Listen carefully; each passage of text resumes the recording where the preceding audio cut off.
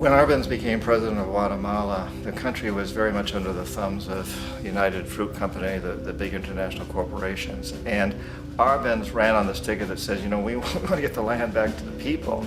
And once he took power, he was implementing policies that would do exactly that, give land rights back to the people. United Fruit didn't like that very much. And so they hired a public relations firm, launched a huge campaign in the United States to convince the United States people, the citizens of the United States, and the press of the United States, and the Congress of the United States, that Arbenz was a Soviet puppet, and that if we allowed him to stay in power, the Soviets would have a foothold in this hemisphere. And that, at that point in time, was a huge fear on everybody's mind, the Red Terror, the Communist terror. And so, to make a long story short, out of this public relations campaign came a commitment on the part of the CIA and the military to take this man out. And in fact, we did. We sent in planes, we sent in soldiers, we sent in jackals, we sent everything in to take him out, and did take him out. And as soon as he was removed from office, the new guy that took over after him basically reinstated everything to the big international corporations, including United Fruit.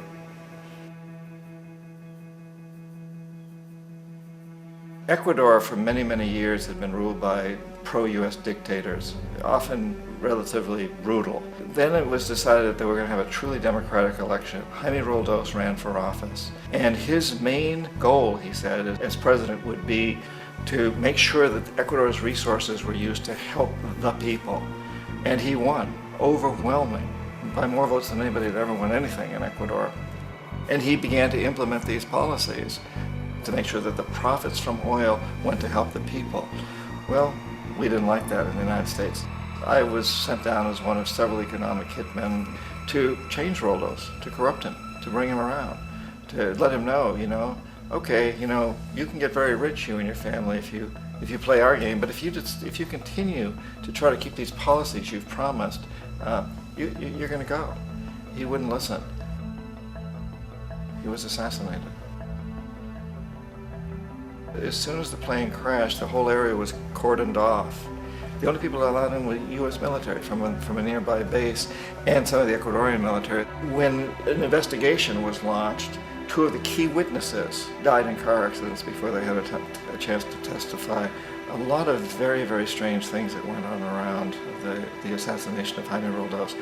I, like most people who've really looked at this case, have absolutely no doubt that it was an assassination. And of course, in my position as an economic hitman, I was always expecting something to happen to Jaime, whether it be a coup or assassination, I wasn't sure, but that he would be taken down because he was not being corrupted. He would not allow himself to be corrupted the way we wanted to corrupt him. Omar Torrijos, president of Panama, was one of my favorite people. I really, really liked him. He was very charismatic. He was a guy who really wanted to help his country. And when I tried to bribe him or corrupt him, he said, look, John, he called me Juanito. He said, look, Juanito, I don't need the money. What I really need is for my country to be treated fairly. I need for the United States to repay the debts that you owe my people for all the destruction you've done here. I need to be in a position where I can help other Latin American countries win their independence and be free of this terrible presence from the north that you people are exploiting us so badly. I need to have the Panama Canal back in the hands of the Panamanian people. That's what I want. And so, leave me alone. Don't try to bribe me. It was 1981, and in May, Jaime Roldos was assassinated. And Omar was very aware of this. Torrijos got his family together and he said, I'm probably next, but it's okay because I've done what I came here to do. I've renegotiated the canal. The canal will now be in our hands. He just finished negotiating the treaty with Jimmy Carter. In June of that same year, just a couple of months later, he also went down in an airplane crash, which there's no question was executed by CIA-sponsored jackals. Tremendous amount of evidence that one of Torrijos' security guards handed him at the last moment as he was getting on the plane a tape recorder, a small tape recorder that contained a bomb.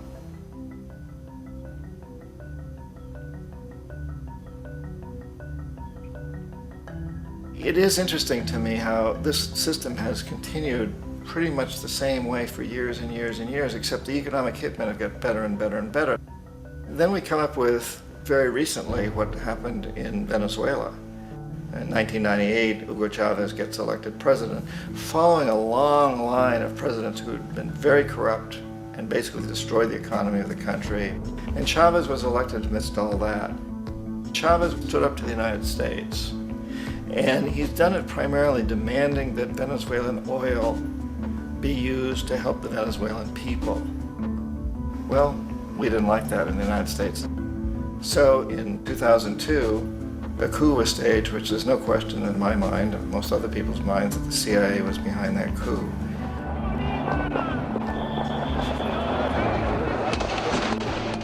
The way that that coup was fomented was very reflective of what Kermit Roosevelt had done in Iran, of paying people to go out into the streets to riot, to protest, to say this Chavez is very unpopular. You know, if you can get a few thousand people to do that, television can make it look like it's the whole country, and things start to mushroom. Except in the case of Chavez, he was smart enough, and the people were so strongly behind him that they overcame it, which was a phenomenal moment in the history of Latin America.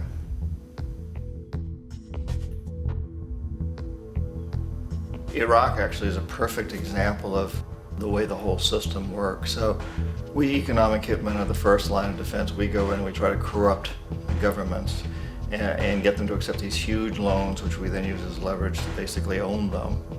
If we fail, as I failed in Panama with Omar Torrijos and in Ecuador with Jaime Roldos, men who refuse to be corrupted, then the second line of defense is we send in the jackals. And the jackals either overthrow governments or they assassinate.